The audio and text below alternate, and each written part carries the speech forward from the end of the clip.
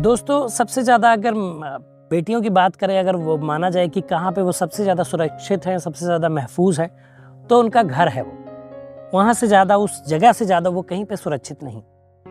लेकिन क्या हो कि कोई घर वाला ही उनके साथ कुकर्म पे उतर आए, तो फिर कहाँ जाएंगी बेटियाँ। ऐसी एक कहानी लाया हूँ आज आप लोगों के लिए जो दिल को झकझोर देगी। आइए बताता हूँ पूरी कहानी। अनसुलझे रिश्तों को सुलझाती एक डोर, यानी कि मैं आपका लव गुरु। नमस्कार दोस्तों, मैं हूं युवराज सिंह और आप देख रहे हैं मेरा यूट्यूब चैनल लव गुरु युवराज।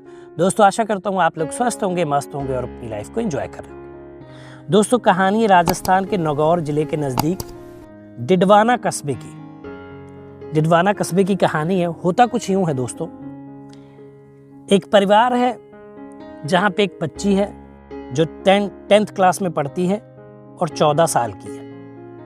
वो अपने घर पे, उसका भाई है और उसके माता पिता हैं। मजदूरी खेती किसानी वाले लोग हैं और ये लोग अपने घर से खेत में जाते हैं काम करने। लेकिन चूंकि बेटी पढ़ रही है तो बेटी घर पे अकेली है और पढ़ती है। लेकिन उसी दौरान एक लड़का आता है और इस लड़की से जबरन रेप करता है, बलात्कार करता है। बलात्कार करने के बाद उसको वो डराता धमकाता है कि अगर तुमने किसी से शिकायत की तो मैं तुम्हारी जान ले लूँगा, या मैं लोगों को बता दूंगा, गांव में हल्ला कर दूंगा कि मैंने तुम्हारे साथ रेप किया है या तुम्हारे साथ शारीरिक संबंध बनाए हैं, तुम्हारी बेइज्जती होगी। अब 14 साल की मासूम बच्ची जो है सहम जाती इस वाक्य से और वो किसी को इस बारे में नहीं बताती है। समय बीतता गया। अब उसको जैसे इस काम की लत लग गई थी, क्योंकि उसको पता चल गया था, उसके हौसले बुलंद हो गए थे कि इस लड़की के साथ मैं चाहे कुछ भी करूं लेकिन ये किसी को कुछ बताएगी नहीं। फिर वो मौका देखता है ऐसा ही, जब उसके माता पिता खेत पे काम करने के लिए जाते हैं, भाई काम करने के लिए जाते हैं, फिर से उसको दबोचता है और फिर से उसके साथ बलात्कार करता है। ये सिलसिला कई दिन तक चलता रहा। अब एक दिन ऐसा हुआ कि उस बच्ची के पेट में दर्द उठा बहुत ज्यादा, तो उनके घर वालों ने उसको वहीं पे नागौर जिले के पास ही डिडवाना क्षेत्र में एक सामुदायिक स्वास्थ्य केंद्र है जहां पे वो बच्ची को लेकर गए। बच्ची को जब चेक किया गया तो महिला डॉक्टर ने बताया कि ये 6 महीने से गर्भवती है और जो अंदर बच्चा है, जो भ्रूण है, जो फीटस है, वो मर चुका है, इसीलिए इसको इतना तेज दर्द हो रहा है। ये सुनते ही घर वालों के पैरों तले जमीन खिसक जाती है कि ऐसा कैसे हो सकता है। उनकी मासूम बेटी, नाबालिग बेटी के साथ ऐसा कैसे हुआ, क्या हुआ। फिलहाल प्रसव कराया जाता है, जो भ्रूण था वो मरा हुआ था, उसको निकाल दिया जाता है।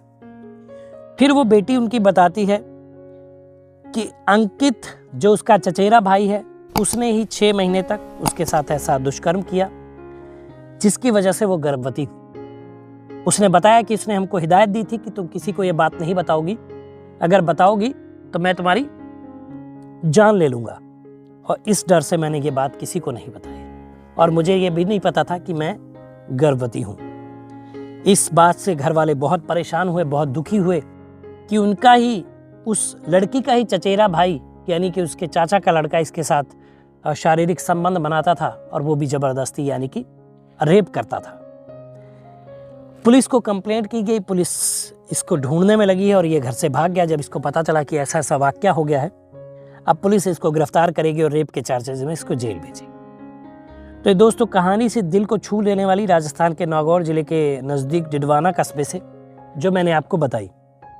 तो कहानी बताने का मकसद मेरे प्लेटफॉर्म से उतना संबंधित नहीं थी, लेकिन किसी बच्ची के साथ ऐसा दुष्कर्म हुआ तो मेरा ये बताना, आपको ये रूबरू कराना आवश्यक था।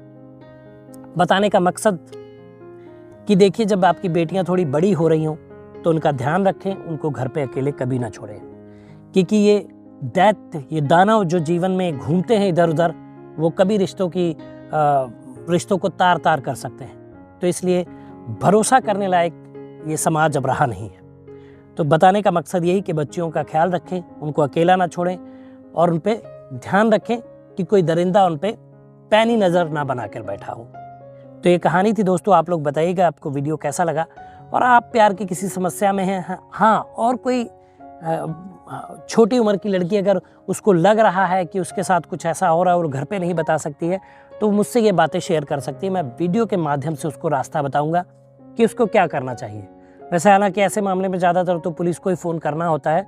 पुलिस को आप बता सकते हैं, महिला पुलिस थाने होते हैं जहाँ पे आप जाकर अपनी शिकायत दर्ज करा सकते हैं। वो महिलाओं के स्पेशल बने होते हैं, वहाँ स्टाफ भी पूरा महिला ही होता है। तो आप वीडियो के माध्यम से मैं आपको भी करा सकता हूँ कि बता सकता हूँ कि आपको क्या करना है ऐसे सिचुएशन में। तो दोस्तों व्हाट्सएप नंबर नीचे फ्लैश हो रहा है, उस पर आप भेज दीजिए अपनी परेशानी। मैं वीडियो के माध्यम से आपको परेशानी से बाहर निकालूंगा। तो दोस्तों बताइएगा वीडियो कैसा लगा, कमेंट करिए, शेयर करिए, चैनल को सब्सक्राइब करिए। मिलेंगे अगली वीडियो में, तब तक मुस्कुराते रहिए, खुश रहिए, क्योंकि जीवन बहुत छोटा है। धन्यवाद।